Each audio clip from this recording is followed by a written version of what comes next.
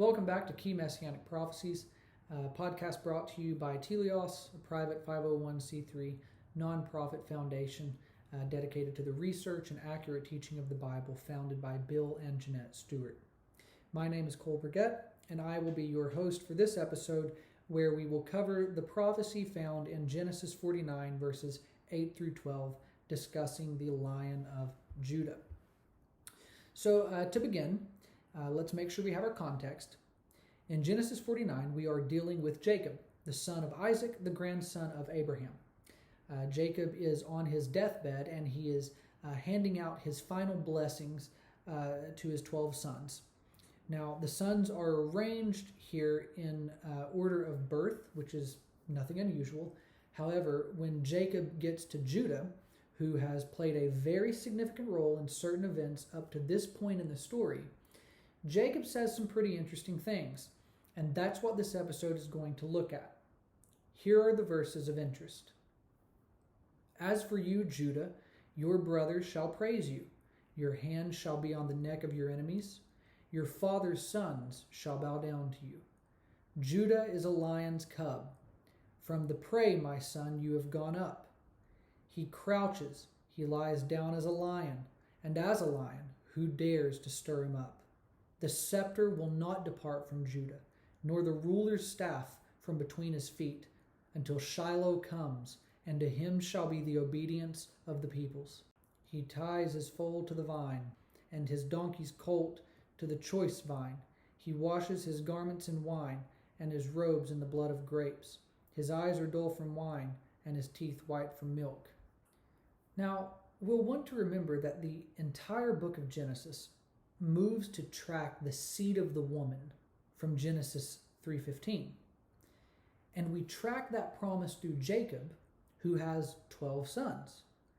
Now, Judah, it's important to note, is not the firstborn. That would be Reuben. And after him are Simeon and Levi. Judah is fourth.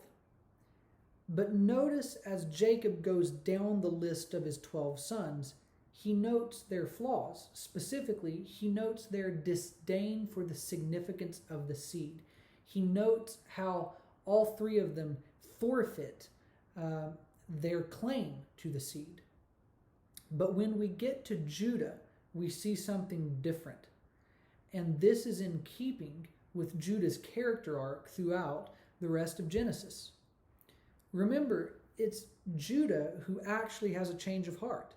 He ultimately gets his own wickedness, so to speak, and comes to understand the heart of God. Remember that Joseph, whom they do not know as Joseph just yet, when they're in Egypt, threatens Benjamin. And it is Judah who offers himself as a sacrifice on behalf of his brother, doing what he failed to do for Joseph all those years before, when the brothers sold Joseph into slavery in Egypt. And Judah's willingness to lay down his own life moves Joseph to tears. So, though Judah is not the firstborn, he is ultimately the son who has regard for the promised seed.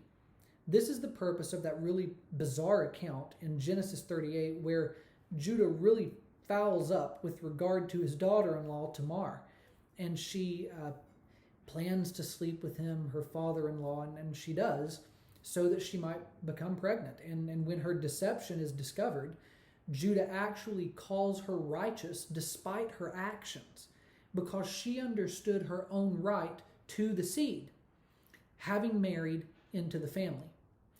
Ultimately, Judah's son Perez is the one with whom the promised seed will rest through Tamar, and the seed will be lost in the mix as the story takes us down into Egypt and ultimately into the really well-known Moses narrative. But it's going to get picked up again in a little book called Ruth. Check out the genealogy at the end of that book, which is going to reveal to us just why the character of Boaz is so important. And we'll talk about Ruth and the story of Boaz in more detail in a future episode. Now, having established Judah's significance, we see that Jacob delivers a fascinating oracle regarding Judah's lineage. Despite not being firstborn, he is recognized as the leader of the 12 sons, elevating him to a position that will result in him being the progenitor of the eventual Messiah. the promised seed. As we read this oracle, we catch the futureward thrust of the prophecy. These are things that will come to pass. We see the language that positions this lineage as one of rulership. The scepter will not depart from Judah, the oracle reads, nor the ruler's staff from between his feet. Judah is an important figure in the biblical narrative for this reason. As the brother who emerges as the leader, it is through his line that Messiah will come. Fast forward to the New Testament, to Revelation 5 specifically. Here Jesus is referred to in verse 5 as the Lion of Judah. And again, we see the language of the lion beginning here in Genesis 49. And when we look at Jesus' genealogy in Matthew 1, we see that indeed his lineage is traced through Judah and Tamar. I hope this brief survey of Genesis 49 has connected some of the dots regarding Jesus' genealogy and helped to frame both the character of Judah and the story of Tamar a little more clearly within the context of the broader biblical narrative. This fascinating prophecy delivered by Jacob is only going to become more prominent and significant as we continue through the Old Testament, heading toward the establishment of the Davidic lineage and the kingship of the nation, ultimately culminating in Jesus himself. Thanks for joining us for this episode of Key Messianic Prophecies, and we'll see you next time, where we will be going to Deuteronomy 18.